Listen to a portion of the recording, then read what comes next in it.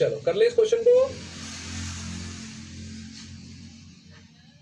सबसे पहले क्वेश्चन पढ़ते हैं। एक प्रश्न दिया गया है जिसके बाद दो कथन दिए गए हैं। विचार करें, तीन भिन्न अभाज्य संख्या, प्राइम नंबर तो समझते हैं ना, व्हाट इज प्राइम नंबर, अभाज्य संख्या है क्या है, व्हाट इज प्राइम नंबर, जो खुद से कटते हो, है ना, जिनका योगफल भी एक अभाज्य संख्या होना चाहिए। कहने का मतलब यह है कि आप सबसे पहले आपको प्राइम नंबर पता होना चाहिए। सबसे पहले दो से शुरुआत करते हैं।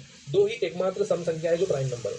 उसके बाद तीन खुद से कटेगा, पांच खुद से कटेगा, सात खुद से कटेगा, 11 खुद से कटेगा, 13 खुद से कटेगा, 14 कट जाएगा, 15 कट जाएगा, 16 कट जाएगा, 17 खुद से कटेगा, 18 कट जाएगा, 19 खुद से कटेगा, 20 कट जाएगा, 21 कट जाएगा, 22 कट जाएगा, 23 खुद से कटेगा। ये प्राइम नंबर की जो है सीरीज हो गई, है ना, अभाज्य संख्याओं की सीरीज। क्वेश्चन ये बोल रहा है कि तीन अभाज्य संख्या उठाओ, है ना, अभाज्य संख्याओं की सीरीज में से तीन अभाज्य संख्या उठाओ, तीन अभाज्य संख्या उठाओ जिनका योगफल आप जब करें तो वो भी अभाज्य संख्या ही हो। समझ गए ना। जैसे फॉर एग्जाम्पल 2 और 3 5 और 5 10, नहीं 10 तो अभाज्य संख्या नहीं है, 10 तो कट रहा है ना। आगे अपन चेक करते हैं, 5 और 3 8, 8 और 7 कितना हो जाएगा, 8 और 7 15, नहीं 15 भी जो है वह, है ना, रियल वैल्यू है ना, ठीक है।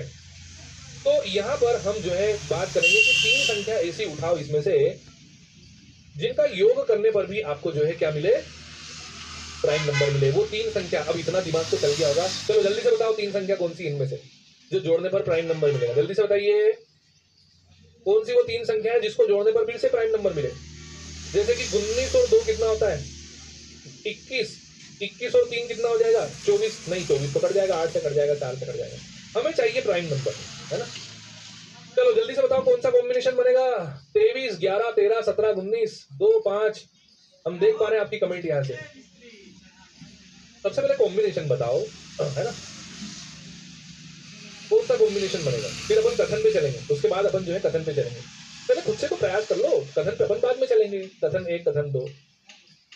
अगर आपने कॉम्बिनेशन बना लिया तो आपका आंसर तो वहीं सॉल्व हो गया, कथन 1 कथन 2। फिर आपको अपने आप समझ में आ जाए 5 7 और 11। देखो यादव जी ने बताया है कि सर 5 7 11 13 17 20, है ना, 20 और 11 कितना हो जाएगा, 13 17 20, 20 और 11 31। जी हाँ, ये कॉम्बिनेशन बन रहा है ना, 13 17 20, 20 और 11 एकदम सही, है ना। चलो एक कॉम्बिनेशन और बन के आया कि सर इन तीनों को जोड़ के देखो एक बार, 13 17 कितना हो जाएगा 30, 30 और 11 कितना हो जाएगा 41 हो जाएगा। 41 एक प्राइम नंबर है, करेक्ट एकदम, है ना। 7 और 3 10, हासिल 1, 2 और 1 3, है ना, करेक्शन। चलिए तो 13 17 30 हो जाएगा। लेकिन अब देखो आपने कॉम्बिनेशन जरूर बना लिया। एक और कॉम्बिनेशन आया 5 7 11, सर 5 7 11 को जोड़ो तो 11 और 7 18 और 5 23। जी हाँ, 23 एक प्राइम नंबर है। चलो कॉम्बिनेशन बनाना, बच्चे कॉम्बिनेशन बनाना सीख गए, ये हमारे लिए खुशी की बात है ना। एक ये वाला कॉम्बिनेशन जो है ये भी बन रहा है। अब जरा सुनो ध्यान से, आपने कॉम्बिनेशन बना लिया। अब हम चलते हैं कि आपने जो है क्या करना है, आपको तीनों का योग भी एक प्राइम नंबर चाहिए। अब कथन 1 से, क्या केवल कथन 1 से आंसर आ रहा है क्या, क्या इसको दो कथन 2 को तो बिल्कुल भूल ही जाओ। जब हम कथन 1 को देखें तो कथन 1 से ही अगर उत्तर आ जाता है तो हम दूसरे कथन को बाद में चेक करेंगे, है ना, आइदर और भी लगता है। कथन 1 ये बोल रहा है कि उनका योगफल 23 से कम है। जी हाँ, 23 से कम है ना, आ रहा है क्या 23, तो 11 7 और 5 12। देखो 12 और 11 कितना हो गया 23, ये लो 23 आ गया, है ना, सभी प्यारे बच्चे। अब इन्होंने कहा, है ना, 23 से कम, उनका योगफल 23 से कम है, 23 से कम चाहिए उसको। कथन 1 क्या बोल रहा है कि 23 से कम चाहिए, तो 23 के बराबर आ गया। बात समझ में आ रही है, जितना बोला जाए उतना ही करना है अपने। क्या उनका योगफल 23 से कम है, तो उनका योगफल 23 ही आ गया।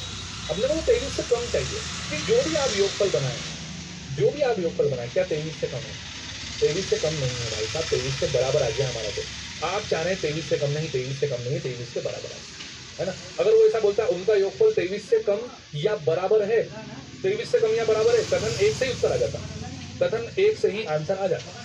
बात समझ रहे क्या। कथन 1 ये बोल रहा है कि उनका योगफल 23 से कम है। हमको 23 से कम चाहिए था, 23 से कम नहीं आया, 23 पर आ गया। यानी कि कथन जो 1 है ना, उसमें आधी जानकारी। अगर ऐसा बोलता है कि उनका योगफल 23 से कम या बराबर है तो हमारा कथन 1 से उत्तर आ जाता। अब हमें दूसरे कथन की रिक्वायरमेंट लगेगी। कौन सा दूसरा कथन क्या था। अब एक काम करते हैं, पहला कथन भूल जाते हैं एक तरीके से, है ना। उनमें से एक संख्या 5 है, उनमें से एक संख्या 5 है। क्या उनमें से एक संख्या 5 है।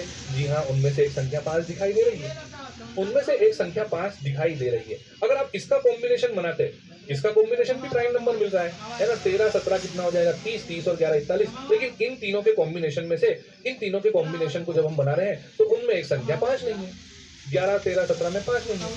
अब हमें उनमें से एक संख्या 5 चाहिए, हमें 5 मिल भी गया और जो है उनका योगफल 23 से कम है, वो तो 23 के बराबर आ गया। तो आप सभी आंकड़े कहां से अधूरे, आंसर आ तो रहा है, उनमें से एक संख्या 5 है तो सही, मिल तो गया आपको। तो यहाँ पर जो है प्रश्न का उत्तर केवल एक कथन से दिया जा सकता है, आपको एक 5 मिल गया। बात समझ में आई क्या? जल्दी से बताइए, है ना। The right answer is for this question, प्रश्न का उत्तर दोनों में से अकेले एक कथन है ना का प्रयोग करके दिया जा सकता है, किंतु अकेले अन्य कथन से नहीं दिया। ए इज द राइट आंसर। समझ में आया क्या? है ना, अकेले किसी भी एक नहीं, किसी भी एक नहीं, है ना, अकेले एक। प्रश्न का उत्तर दोनों कथनों का एक साथ ये भी नहीं आएगा, ये भी नहीं। बहुत ही मजेदार ये क्वेश्चन था, माइंड ब्लोइंग ये क्वेश्चन था, सुपर ये क्वेश्चन था, है ना।